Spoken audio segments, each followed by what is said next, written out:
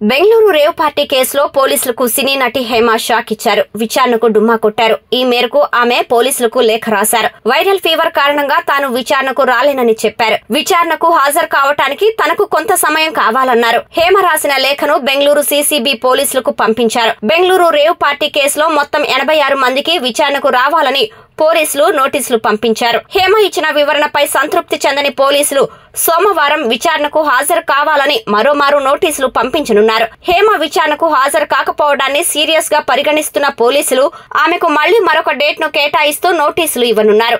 ఇదిలా ఉంటే బెంగళూరు రేవ్ పార్టీలో నటి హేమ తాను అసలు పాల్గొనలేదని ఒక వీడియో రిలీజ్ చేసి మరీ బుకాయించారు. తాను బెంగళూరు రేవ్ పార్టీలో పాల్గొనలేదని చెప్పేందుకు చికెన్ బిర్యానీ ఎలా తయారు చేయాలో ఒక వీడియోను చేసి ఇన్స్టాగ్రామ్ లో పోస్ట్ చేశారు. హేమ పోలీసులు ప్రజలను తప్పుదారి పట్టించే క్రమంలో వీడియోలు చేస్తుందని బెంగళూరు రేవ్ పార్టీలో ఆమె పాల్గొన్నారని పోలీసులు ధృవీకరించారు. రేవ్ పార్టీలో పాల్గొన్న 103 మంది డ్రగ్స్ తీసుకున్నారా లేదా అన్నది నిర్ధారణ చేసేందుకు రక్త పరీక్షలు నిర్వహించిన పోలీసులు ఆ పరీక్షలో 86 మంది డ్రగ్స్ తీసుకున్నట్లు నిర్ధారించారు. డ్రగ్స్ తీసుకున్న వారిలో హేమ కూడా ఉన్నట్లు పోలీసులు తెలిపారు. మరోవైపు హేమ సోషల్ మీడియాలో తప్పు చేయనంత వరకు ఎదుటి వాళ్లకు భయపడాల్సిన అవసరం లేదని తెలిపింది.